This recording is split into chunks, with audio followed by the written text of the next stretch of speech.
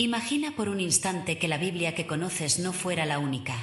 Que detrás de sus páginas oficiales existiera una biblioteca oculta de relatos, visiones y enseñanzas atribuidas a los mismos apóstoles y profetas, pero condenadas al silencio. Libros que hablaron de un Jesús diferente, de ángeles que cayeron a la tierra, de discípulos ignorados y de verdades que pudieron haber cambiado el rumbo de la fe. Esos textos existieron. Algunos aún sobreviven en papiros amarillentos escondidos bajo la arena de Egipto, otros en códices olvidados en monasterios, y otros solo como ecos, fragmentos citados por los mismos que los intentaron borrar.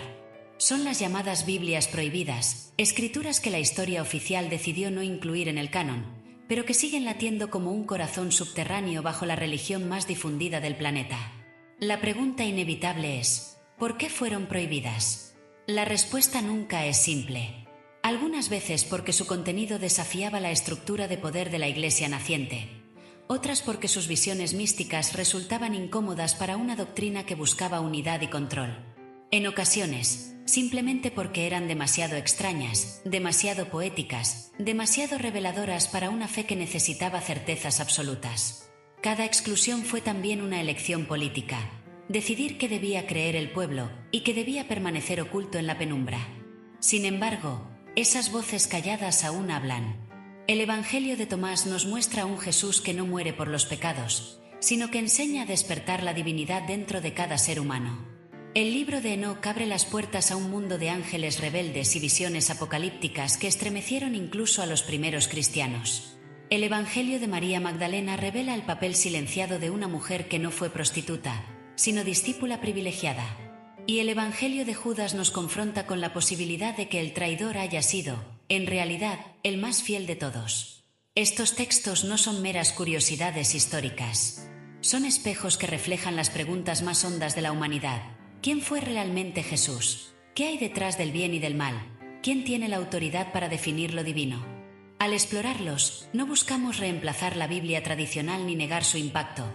Buscamos comprender lo que fue callado, lo que fue tachado, lo que quedó en la sombra.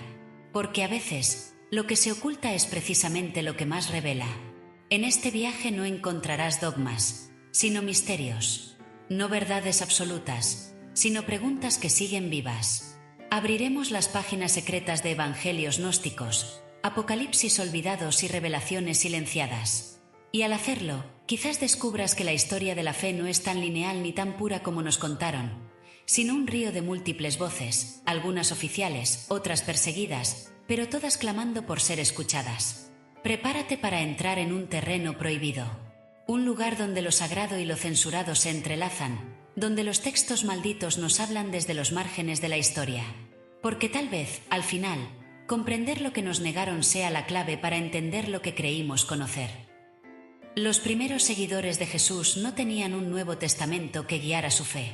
Tenían recuerdos transmitidos de boca en boca, interpretaciones distintas de su mensaje y una necesidad profunda de dar forma a una identidad colectiva. Fue ese anhelo y la urgencia política de una iglesia en construcción lo que dio origen a la selección de textos que hoy consideramos sagrados.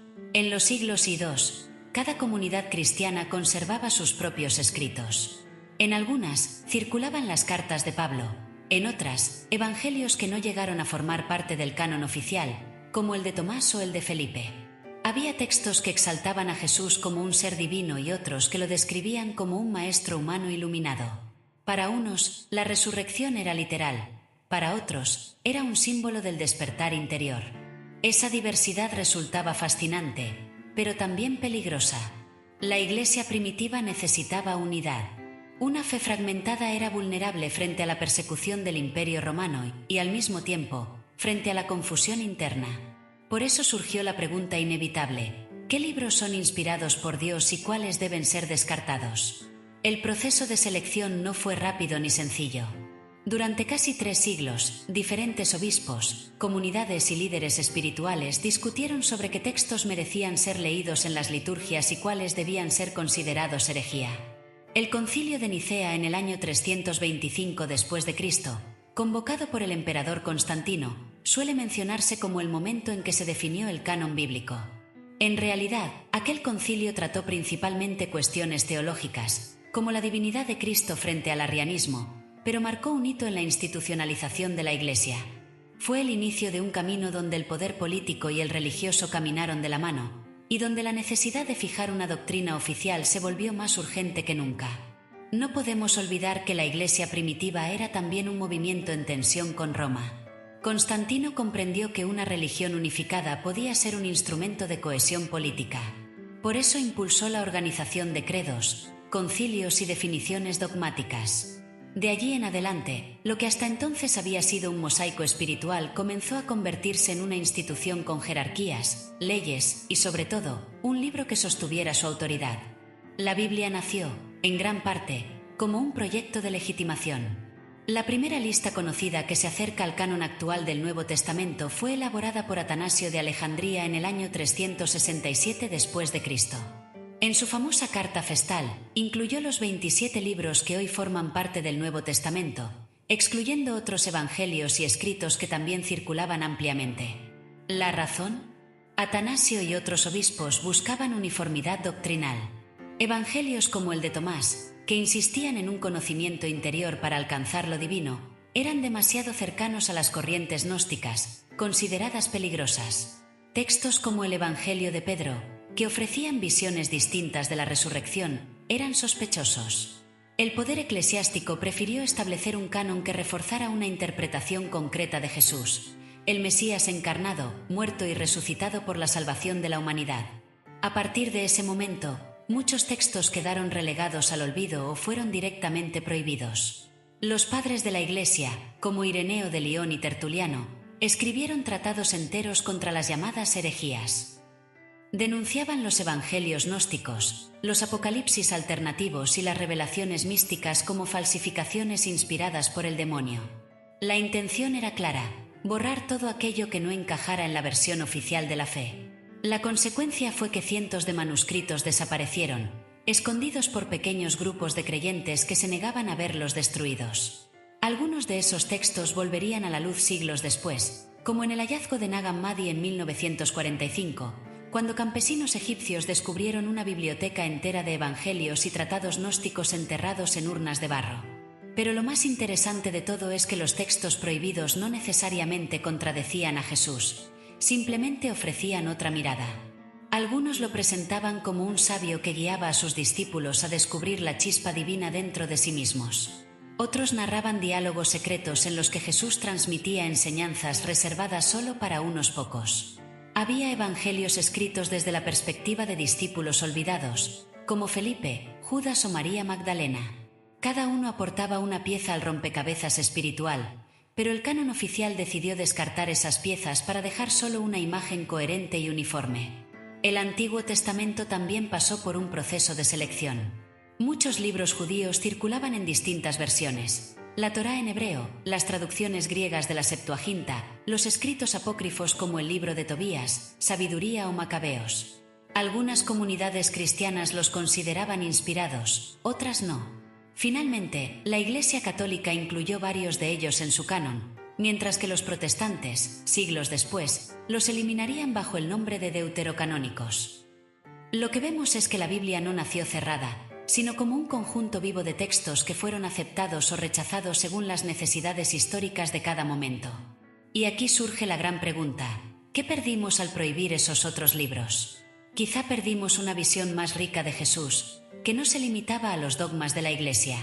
Quizá perdimos la voz de las mujeres, relegadas al silencio por estructuras patriarcales.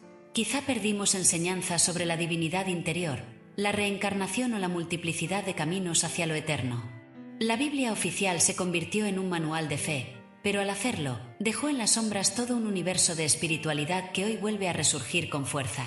Comprender el nacimiento de la Biblia es comprender que fue tanto un acto de fe como un acto de poder. Los obispos que decidieron qué libros se quedarían y cuáles serían condenados no solo pensaban en la verdad espiritual, también pensaban en la unidad política, en la obediencia de los fieles y en la consolidación de una iglesia que debía sobrevivir.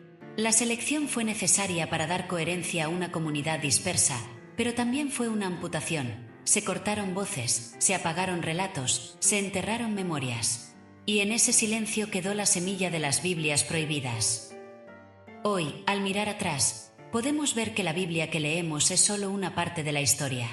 Una parte poderosa, sí, pero incompleta.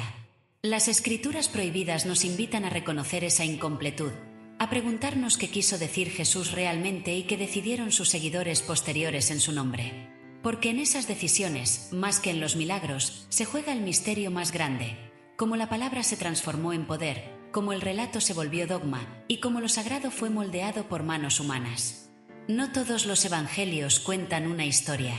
Algunos, en lugar de narrar el nacimiento, los milagros o la crucifixión, se limitan a dejar frases, sentencias y visiones. Palabras sueltas, pero cargadas de un poder tan intenso que podían transformarse en revelación. Tal es el caso del Evangelio de Tomás, un texto que se autoproclama como la recopilación de las palabras secretas que el Jesús viviente dijo y que Dídimo Judas Tomás escribió. No hay parábolas largas, no hay pasión, no hay resurrección. Solo enseñanzas directas, como fragmentos de luz que no necesitan relato alrededor. Y es precisamente por eso que este Evangelio se convirtió en uno de los más fascinantes, y también en uno de los más peligrosos para la Iglesia naciente. El Evangelio de Tomás fue descubierto en 1945 en Nag Hammadi, Egipto, junto a otros escritos gnósticos enterrados en urnas de barro durante más de 1600 años. Lo que encontraron los campesinos que desenterraron esa biblioteca no fue un conjunto de textos marginales, sino una visión alternativa del cristianismo. Allí estaba Tomás, el apóstol al que la tradición llamó el incrédulo, transmitiendo frases de Jesús que desafiaban las estructuras religiosas conocidas. En lugar de presentarlo como redentor a través del sacrificio, lo mostraba como maestro de sabiduría interior, como espejo que invita al discípulo a reconocer lo divino en sí mismo. Una de sus frases más célebres resume todo su espíritu: el reino de Dios está dentro de vosotros y fuera de vosotros. Esa sentencia, simple y radical, rompía con la idea de que el acceso a lo divino dependía de sacerdotes, templos o mediadores. Según Tomás, el reino no era un lugar futuro ni un cielo lejano, era un estado de conciencia al que cualquiera podía llegar si despertaba. Era un mensaje democratizador, pero al mismo tiempo subversivo. Porque si el reino está dentro, ¿qué papel queda para las instituciones que se proclaman guardianas del cielo? Otra enseñanza de este Evangelio dice: si sacas lo que está dentro de ti, eso que saques te salvará. Si no lo sacas, eso que no saques te destruirá. Aquí no hay un Mesías que salva desde afuera, sino un llamado a la autoexploración. La salvación no es un regalo otorgado, es un descubrimiento personal.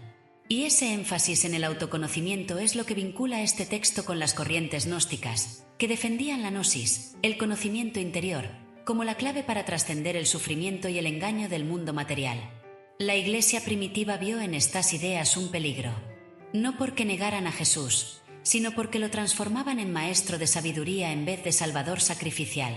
Si el mensaje de Tomás se difundía, los fieles podían cuestionar la necesidad de una estructura jerárquica, de sacramentos controlados por la institución, de un poder centralizado en obispos y concilios. Jesús, según Tomás, no necesitaba de intermediarios, hablaba directamente al alma. Eso, en una época donde la unidad era cuestión de supervivencia, era inadmisible. Es importante destacar que el Evangelio de Tomás no fue un invento tardío. Muchos estudiosos creen que sus dichos son muy antiguos, posiblemente contemporáneos o incluso anteriores a los evangelios canónicos de Mateo, Marcos, Lucas y Juan. Algunas frases aparecen en ambos lugares, pero con variaciones sutiles.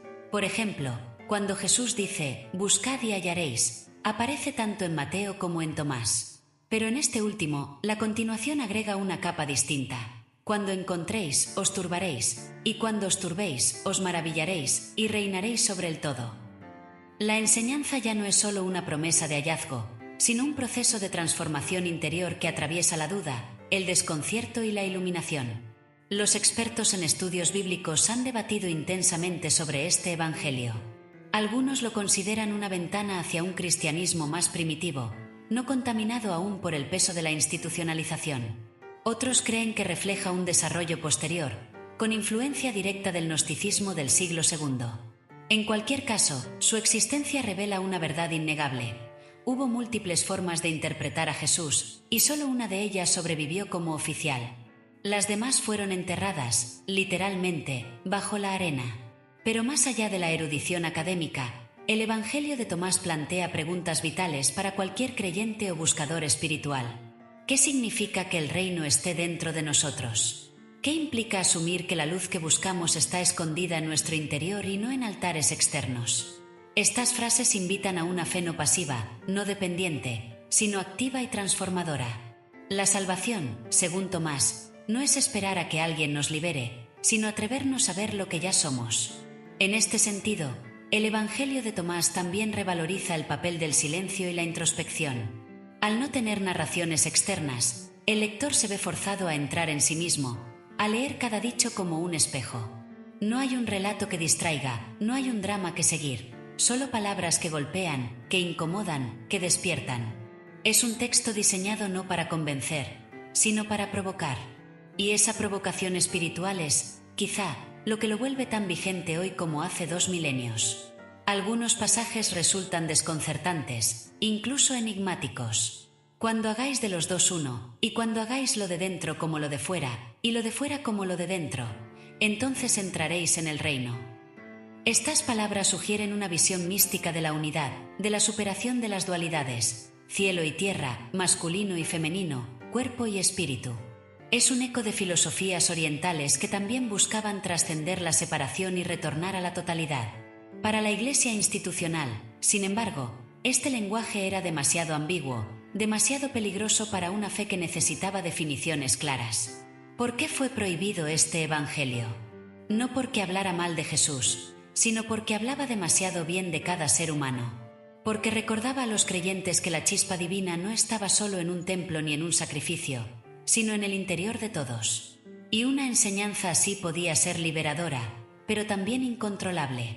La Iglesia no podía construir un sistema de obediencia sobre un evangelio que insistía en que cada uno debía encontrar la verdad por sí mismo. Hoy, el Evangelio de Tomás resurge como un faro para quienes buscan una espiritualidad sin cadenas. No pretende reemplazar a los evangelios canónicos, pero se amplía la mirada. Nos recuerda que Jesús pudo haber sido, además de Salvador, un maestro de conciencia. Nos invita a escuchar no solo las palabras oficiales, sino también aquellas que fueron silenciadas porque eran demasiado incómodas para el poder. El eco de Tomás sigue vivo. Sus frases, aunque prohibidas durante siglos, vuelven a circular en libros, conferencias, meditaciones y círculos espirituales. Y quizás esa sea la mayor prueba de su fuerza, un evangelio enterrado por la historia, que aún hoy sigue despertando a quienes se atreven a leerlo con el corazón abierto.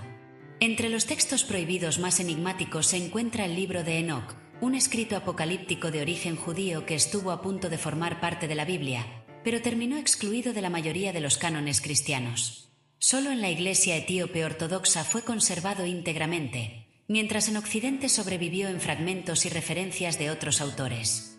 El libro narra visiones atribuidas a Enoc, el patriarca antediluviano que, según el Génesis, caminó con Dios y desapareció porque Dios se lo llevó. Este detalle bíblico, casi marginal, se convirtió en semilla de un relato monumental. Enoc describe viajes celestiales, juicios divinos y, sobre todo, la historia de los ángeles vigilantes que descendieron a la tierra, se unieron con mujeres humanas y engendraron a los Nefilim, gigantes que llenaron el mundo de violencia. Este episodio, apenas insinuado en el Génesis, se desarrolla aquí con una riqueza narrativa que influyó fuertemente en la tradición posterior sobre ángeles caídos y demonios. Pero el libro de Enoc no es solo una crónica de rebeldes celestiales. También es un tratado de esperanza y de justicia. Afirma que el mal será juzgado, que los vigilantes serán encadenados y que un elegido, figura mesiánica que siglos después los cristianos identificarían con Jesús, restaurará el orden divino. En sus páginas encontramos conceptos que luego marcarían al judaísmo tardío y al cristianismo. El juicio final, la resurrección, los ángeles como mensajeros y guerreros, e incluso la lucha cósmica entre luz y oscuridad. ¿Por qué fue prohibido? Precisamente por su poder narrativo y simbólico. El libro de Enoc ofrecía demasiados detalles sobre el mundo espiritual, demasiadas explicaciones sobre los ángeles y los secretos del cielo. Al institucionalizarse la fe, los líderes cristianos vieron peligro en esos relatos. Podían inspirar interpretaciones libres, supersticiones o herejías. Mejor era reducir su influencia a una mención discreta en el Génesis y dejar el resto en el olvido. Sin embargo, el libro nunca murió. Autores como Judas en el Nuevo Testamento lo citan explícitamente. Padres de la Iglesia como Tertuliano lo respetaban como inspirado. Y hoy, en pleno siglo XXI, vuelve a despertar el interés de estudiosos y buscadores espirituales que lo ven como una llave para comprender cómo surgieron muchas ideas sobre ángeles, demonios y el juicio final. El libro de Enoc nos recuerda que la frontera entre lo sagrado y lo prohibido siempre fue difusa, que incluso lo que quedó fuera del canon alimentó la imaginación religiosa de generaciones enteras, y que, en el fondo, la fe también se construyó con los textos que la Iglesia decidió ocultar. Pocas figuras han sido tan distorsionadas por la historia como María Magdalena. En la Biblia oficial aparece como discípula cercana de Jesús, testigo de su crucifixión y primera en verlo resucitado. Sin embargo, durante siglos fue reducida al estigma de pecadora arrepentida, identificada erróneamente con la mujer adúltera o con la prostituta anónima del Evangelio. Esa confusión, promovida desde los primeros sermones medievales, sirvió para ocultar algo más profundo: el papel de María como líder espiritual en la comunidad primitiva de los seguidores de Jesús. El Evangelio de María, un texto prohibido durante siglos, ofrece un retrato muy distinto: el de una mujer que no solo caminó junto al Maestro, sino que recibió enseñanzas secretas y se convirtió en su discípula predilecta. Este Evangelio fue descubierto en fragmentos en el siglo XIX, en papiros coptos y griegos que habían sobrevivido milagrosamente al paso del tiempo. No se conserva completo, pero lo que ha llegado hasta nosotros es suficiente para sacudir la imagen tradicional. En él, María Magdalena aparece en diálogo con los apóstoles después de la partida de Jesús. Los discípulos, llenos de miedo y dudas, se preguntan cómo continuar su misión sin el Maestro. Entonces, es María quien toma la palabra y comparte visiones y enseñanzas que Jesús le había revelado en privado. Sus palabras no hablan de templos ni de jerarquías, sino de un camino interior, de una libertad espiritual que trasciende las cadenas del miedo. En un pasaje central, Pedro cuestiona por qué Jesús habría dado revelaciones a María y no a ellos. Su reacción refleja una tensión que todavía resuena: la dificultad de aceptar a una mujer como depositaria de la sabiduría divina. Pero Leví lo reprende con fuerza, defendiendo a María: si el Salvador la hizo digna, ¿quién eres tú para rechazarla? Esta confrontación revela algo incómodo. Desde los mismos orígenes, la comunidad cristiana debatía sobre el lugar de las mujeres en la enseñanza y la autoridad espiritual. El Evangelio de María se atrevía a mostrar que ellas podían ocupar un rol central, incluso por encima de los apóstoles varones. El contenido de sus enseñanzas también resulta provocador. María transmite a los discípulos una visión en la que el alma, tras la muerte, debe atravesar diferentes niveles dominados por poderes que intentan retenerla. En cada nivel, el alma debe responder y afirmar su libertad, hasta llegar finalmente a la unidad con lo divino. No se trata de un juicio externo, ni de un castigo impuesto, sino de un proceso de liberación interior. Es un mensaje que se acerca mucho a la tradición gnóstica, donde la salvación se logra mediante el conocimiento, gnosis, y el despertar del espíritu.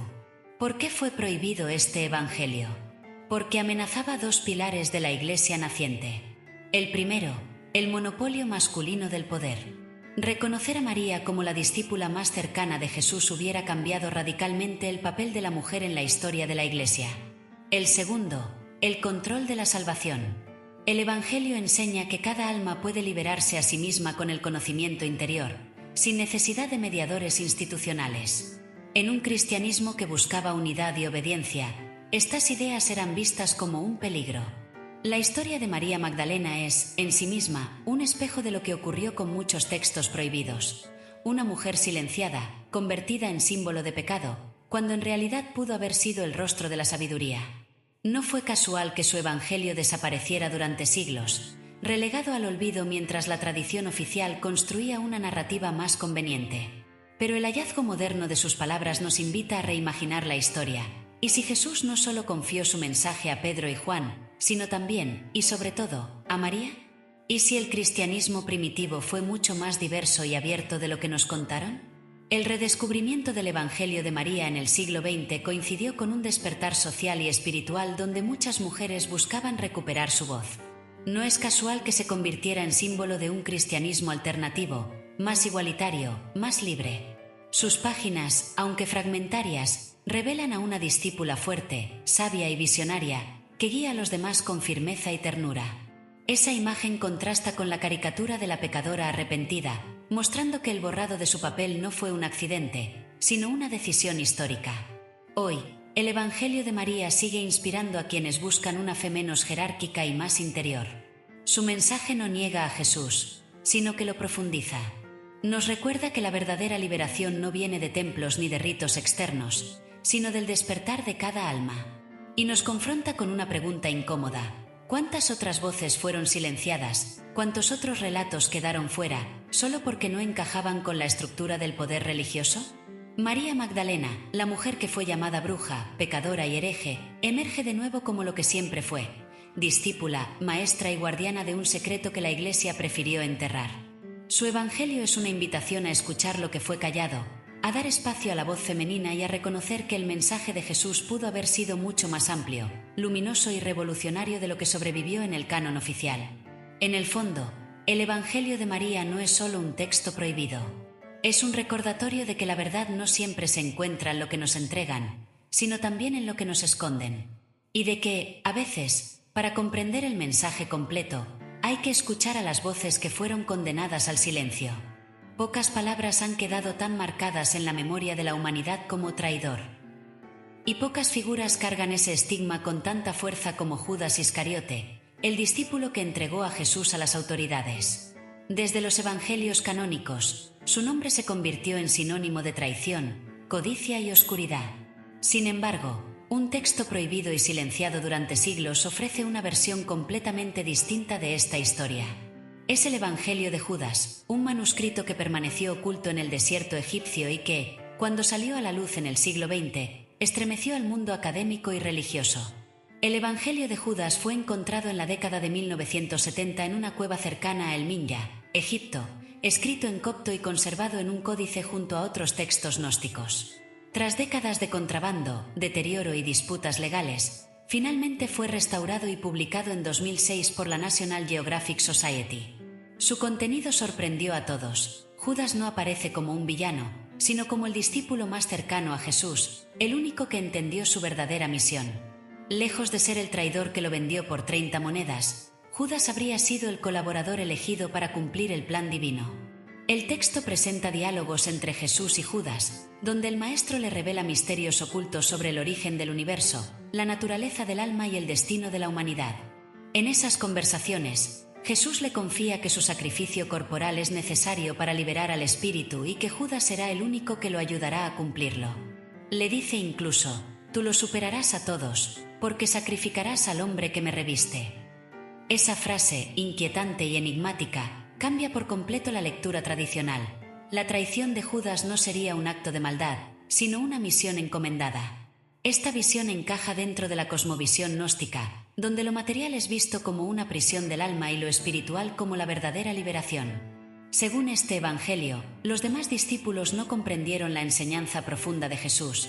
Se quedaron en los ritos externos, en la adoración superficial, en la visión limitada. Solo Judas entendió que debía entregar al Maestro para que su espíritu trascendiera la materia. Así, lo que en la tradición oficial se convirtió en la peor traición, aquí aparece como el acto de mayor fidelidad. El impacto de este texto es enorme, porque cuestiona no solo la figura de Judas, sino también la manera en que se construyó la narrativa oficial del cristianismo. La Iglesia primitiva necesitaba un villano para reforzar la idea del sacrificio redentor de Jesús, y Judas cumplía ese papel a la perfección. Convertirlo en traidor servía para señalar lo que ocurre cuando alguien se aparta de la fe y, al mismo tiempo, para reafirmar la santidad de la misión de Cristo. Pero si Judas era en realidad el más fiel, ¿qué significa eso para toda la historia que conocemos? No es extraño que este evangelio fuera condenado como herético desde los primeros siglos.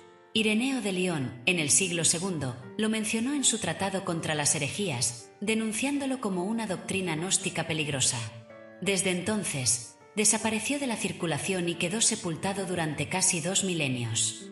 Solo en nuestro tiempo volvió a salir a la luz, recordándonos que la historia oficial no siempre es la única. El Evangelio de Judas también nos invita a reflexionar sobre la figura misma del traidor. ¿Cuántas veces el poder ha necesitado crear enemigos para consolidarse?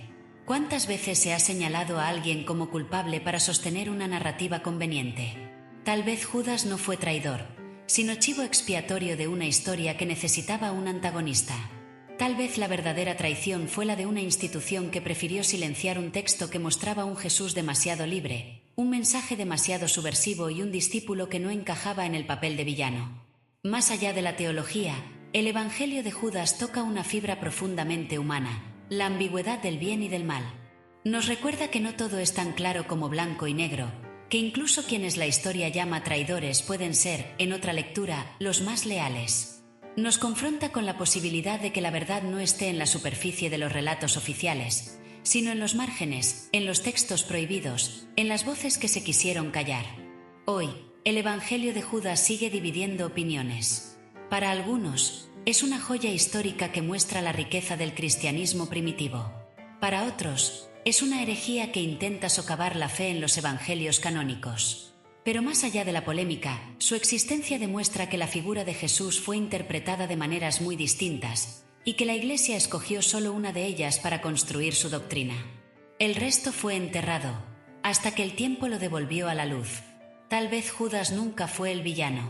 Tal vez su papel fue mucho más complejo, el de aquel que cargó con el peso del desprecio para que el plan de su maestro se cumpliera. Y tal vez nosotros, al redescubrir este Evangelio, también estamos llamados a mirar más allá de las versiones oficiales y a preguntarnos, ¿cuántas verdades permanecen aún ocultas, esperando que alguien tenga el valor de escucharlas? Cuando pensamos en la Biblia solemos imaginar un libro sólido, cerrado, inmutable, como si desde el principio hubiera estado escrito de una sola vez y transmitido intacto hasta nosotros. Pero la verdad es más compleja y mucho más humana. La Biblia es el resultado de un proceso de selección, debate y exclusión que duró siglos. Y en esas exclusiones quedaron atrapadas decenas de textos que, aunque silenciados, nunca dejaron de existir. Son las sombras del canon, evangelios, apocalipsis, cartas y tratados que ofrecían otras perspectivas sobre la fe y que, por distintas razones, fueron condenados al olvido. Entre esos escritos se encuentran joyas como la Didache, un manual de enseñanza cristiana del siglo I que instruía a las comunidades sobre cómo celebrar la Eucaristía, cómo bautizar y cómo vivir en fraternidad. Muchos lo consideraron inspirado, pero finalmente fue descartado, quizás porque mostraba una práctica demasiado simple, sin la estructura litúrgica que la Iglesia buscaba imponer. También está el Pastor de Hermas, un texto popular en los primeros siglos que ofrecía visiones y parábolas sobre el arrepentimiento y la pureza espiritual. Durante mucho tiempo fue leído como escritura en Roma, pero finalmente se lo relegó a la categoría de apócrifo. Otro caso revelador es el del Apocalipsis de Pedro, un libro que describe con crudeza las visiones del cielo y el infierno.